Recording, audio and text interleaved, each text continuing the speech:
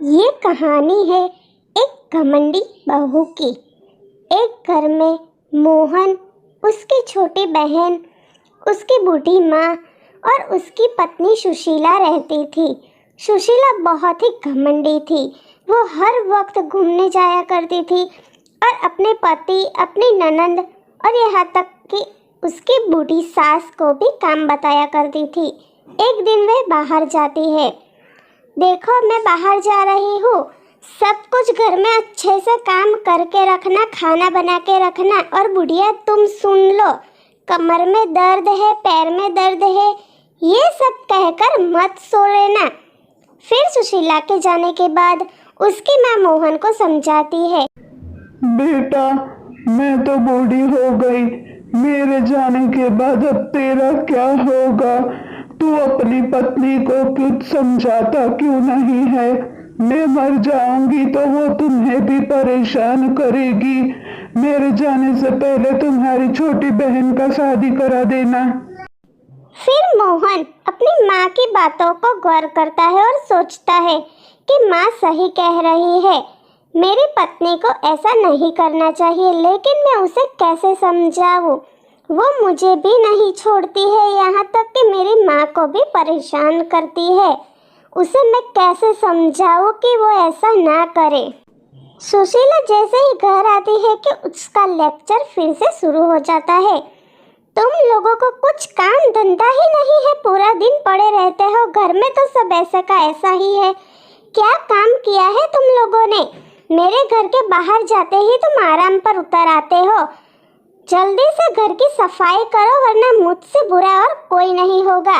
और सुन ले बुढ़िया, जल्दी से अच्छा सा खाना बना ले, वरना मैं अभी के अभी तुम्हें वृद्धाश्रम भेज दूंगी। मोहन ये सारी बातें सुनता रहता है। अपनी माँ के समझाने पर भी वो अपनी पत्नी को कुछ भी नहीं कहता। फिर एक दिन उसकी पड़ोसन आती है उसे समझाने के लिए। सुशीला, ये तुम क्या करती हो अपनी सास, पति और अपनी ननंद के साथ? ऐसा व्यवहार तुम्हें नहीं करना चाहिए। अब मुझे ही देख लो, मैं और मेरी सासू माँ एक माँ बेटी की तरह घर में रहते हैं, और तुम पूरा दिन अपनी सासू के साथ झगड़ती रहती हो, बाहर घूमती फिरती रहती हो। बेचारी तुम्हारी सासू माँ तुम्हें कुछ कहती नहीं, इसका मतलब ये नहीं कि तुम जो आए वो करो।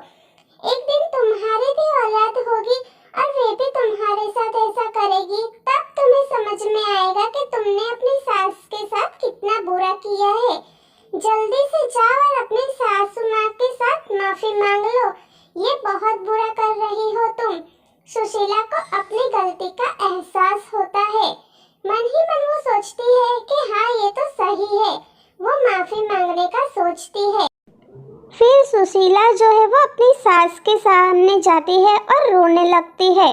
अपने पति, ननंद और अपनी सासू माँ से माफ़ी मांगती है। कहती है कि मैं आगे से अब ऐसा कुछ नहीं करूँगी, मुझे माफ़ कर दीजिए, मुझे मेरी गलतियों का एहसास हो गया है। उसकी सासू माँ जो है वो कहती है, बेटा, अच्छा हुआ तुम्हें तुम्हारी गलती का एहसास हो गया बहुत ही जल्द। मुझे विश्वास था कि तुम बहुत ही जल्द सुधर जाओगी, और आखिर ये दिन आ ही गया। अब मैं कुछ दिन की ही मेहमान हूँ, फिर ये घर तुम्हें ही संभालना है। मेरे बेटे को भी तुम्हें संभालना है, और मेरी बेटी की भी अच्छे घर में शादी करवा देना। बहू, तुम बहुत ही अच्छी हो, तुम समझ गई, ये मेरे लिए बहुत ही अच्छी बात है।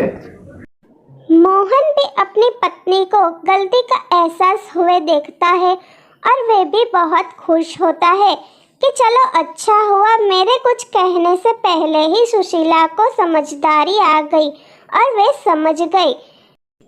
अगर आपको वीडियो अच्छा लगा तो इसे सब्सक्राइब ज़रूर कर दें।